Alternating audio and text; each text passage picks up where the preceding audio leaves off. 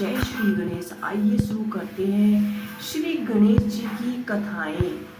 वैसे तो श्री गणेश जी की बहुत सारी कथाएं हैं। संकष्टी गणेश चतुर्थी व्रत करने से घर परिवार में आ रही विपदा दूर होती है। कई दिनों से रुके मंगल कार्य संपन्न होते हैं तथा भगवान श्री गणेश जी असीम सुखों की प्राप्त करते हैं। कि किसी भी चतुर्थी के दिन भगवान श्री गणेश जी की पूजा के दौरान संकष्टी चतुर्थी व्रत की कथा पढ़ सकते हैं और सुन सकते हैं। वैसे तो पौराणिक कथाओं में बहुत सारी कथाएं प्रचलित हैं, तो आइए ऐसी कुछ कथा हम आज आपके लिए लेकर आए हैं। पौराणिक एवं प्रचलित श्री गणेश जी के कथा के अनुसार एक बार देवता कई विपदाओं में घिरे हुए थे। तब वह मदद मांगने भगवान शिव के पास गए। उस समय भगवान शिव के साथ कार्तिकेय तथा गणेश जी बैठे हुए थे। देवताओं की बात सुनकर शिव ने कार्तिकेय और गणेश जी से पूछा कि तुम में से कौन देवताओं को के कष्टों का निवारण कर सकता है। तब गणेश जी ने और कार्तिकेय जी ने दोनों ने ही स्वयं को इस कार्य के लिए सक्षम बताया। इस पर भगवान शिव ने दोनों की परीक्षा लेते हुए कहा कि तुम दोनों में से जो भी सबसे पहले पृथ्वी की परिक्रमा कर आएगा वही देवताओं की मदद करने के लिए जाएगा। भगवान शिव के मुख से यह वचन सुनते ही कार्तिकेय अपने वाहन मोर पर बैठकर पृथ्वी की परिक्रमा करने के लिए निकल गए, परंतु गणेश जी ने सोच में पड़ गए कि वह चूहे के ऊपर चढ़कर सारा पृथ्वी की परिक्रमा कैसे करेंगे। इस कार्य में उन्हें बहुत समय लग जाएगा। तभी उनके मन में एक उपाय सूझा। गणेश जी अपने स्थान से उठे और माता पिता की 7 बार परिक्रमा कर बैठ गए। परिक्रमा करने के बाद जब कार्तिकेय जी स्वयं को विजेता बताने लगे, तब शिव जी ने श्री गणेश जी से पृथ्वी की परिक्रमा न करने का कारण पूछा। तब गणेश जी ने कहा, माता पिता के चरणों में ही समस्त लोग हैं। यह सुनकर भगवान शिव ने गणेश जी को देवताओं के संकट दूर करने के लिए आज्ञा दे दी। इसी प्रकार भगवान शिव ने गणेश जी को आशीर्वाद दिया कि चतुर्थी के दिन जो भी तुम्हारा पूजन करेगा और रात्रि चंद्रमा को अर्घ्य देगा, उसके तीनों तप यानी दैहिक तप, दैविक तप और तथा भौतिक तप दूर होंगे। इसी व्रत को करने से व्रतधारी के सभी तरह के दुख दूर होंगे, उसके जीवन के भौतिक सुखों की प्राप्ति होगी, चारों तरफ से मनुष्य की सुख समृद्धि बढ़ेगी, पुत्र पौत्रिक धन ऐश्वर्य की कभी कमी नहीं होगी। आइए सुनते हैं एक और ऐसी ही कथा। एक समय की बात है, राजा हरिश्चंद्र के राज्य में एक कुमार था।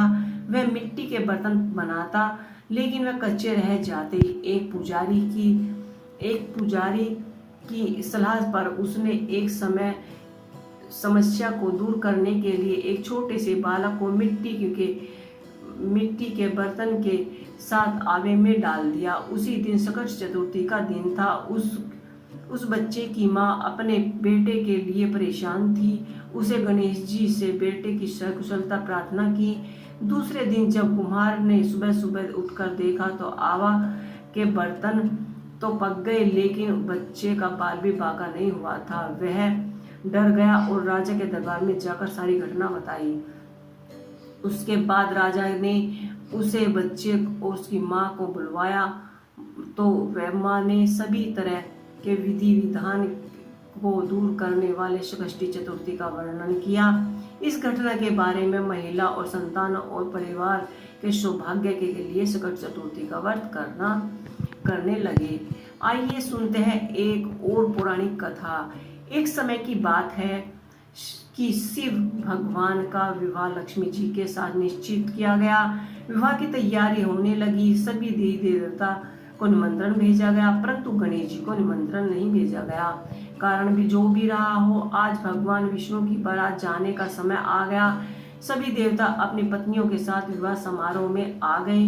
उन सब ने देखा कि गणेश जी कहीं नहीं दिखाई दे रहे हैं। तब वे आपस में चर्चा करने लगे कि क्या गणेश जी को न्योता नहीं भेजा गया या स्वामी गणेश जी नहीं आए। सभी को इस बात पर आश्चर्य होने लगा। तभी वो सब ने विचार किया और विष्णु भगवान जी से इसके बारे में इसका कारण पूछा। विष्णु भगवान जी से पूछने पर उन्होंने कहा कि हमें हमने गणेश जी के पिताजी भोलेनाथ महादेव को न्योता भेजा है। यदि गणेश जी अपने पिता के साथ आना चाहते हैं तो आ सकते हैं, अलग से न्योता देने की कोई आवश्यकता नहीं है। दूसरी बात यह है कि उनको 1.25 मन मूंग, 1.25 मन चावल, 1.25 मन घी, 1.25 मन के लड्डू का दिन भर चाहिए। यदि गणेश जी नहीं आएंगे तो कोई बात नहीं, दूसरे के घर जाके इतना खाना खाना अच्छी बात नहीं है। इतनी वार्ता करते ही रहे थे कि एक ने सुझाव दिया, यदि गणेश जी आ भी जाएं तो उन्हें द्वारपाल बनाकर बैठा देना कि आप घर की याद ध्यान रखना। आप तो चूहे पर बैठकर धीरे धीरे चलेंगे तो बारात से बहुत पीछे रह जाएंगे। यह सुझाव सबको पसंद आया तो भगवान विष्णु ने अपने सहमति दे दी।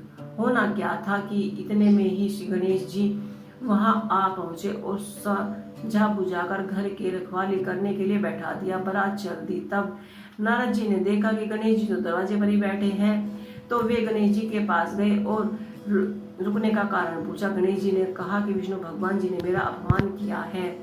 नारद जी ने कहा कि आप अपने मूषक सेना को आगे भेज दो, वह रास्ता खोद देंगे जिससे उनके वाहन धरती में ही धंस जाएंगे, तब आपको सम्मान पूर्वक बुलाना ही पड़ेगा। तब गणेश जी ने अपने मूषक सेना को आज्ञा दे दी और आगे भेज दिया। उन्होंने जमीन में पोल कर दी। जब बारात वहां से निकलने लगी तो रथों के पहिए उसमें धंस गए। लाखों कोशिश करने पर भी पहिया नहीं निकले। सभी ने अपने अपने उपाय किए परंतु पहिया नहीं निकले, बल्कि जगह जगह से टूट गए, जिसे कि समझ में नहीं आ रहा था, किसी की समझ में नहीं आ रहा था कि अब क्या करना चाहिए। तब नारद जी ने कहा कि आप लोगों ने गणेश जी का अपमान कर अच्छा नहीं किया।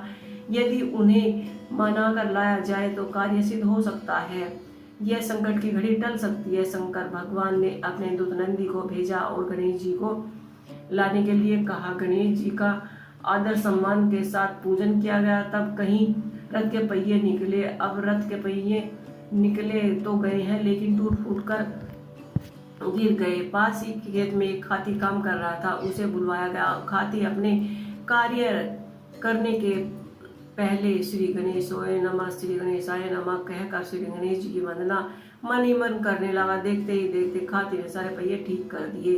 तब खाती कहने लगे कि हे देवताओं, आपने सर्वप्रथम गणेश जी को नहीं मनाया होगा, अब ने और ना ही उनकी पूजा की होगी, इसलिए तो आपके साथ यही संकट आए हैं। हम तो मूर्ख अज्ञानी हैं, फिर भी सबसे पहले श्री गणेश जी की पूजा करते हैं, उनका ध्यान करते हैं। आप लोग तो देवगण हैं, फिर भी आप गणेश जी की कैसे भूल सकते हैं।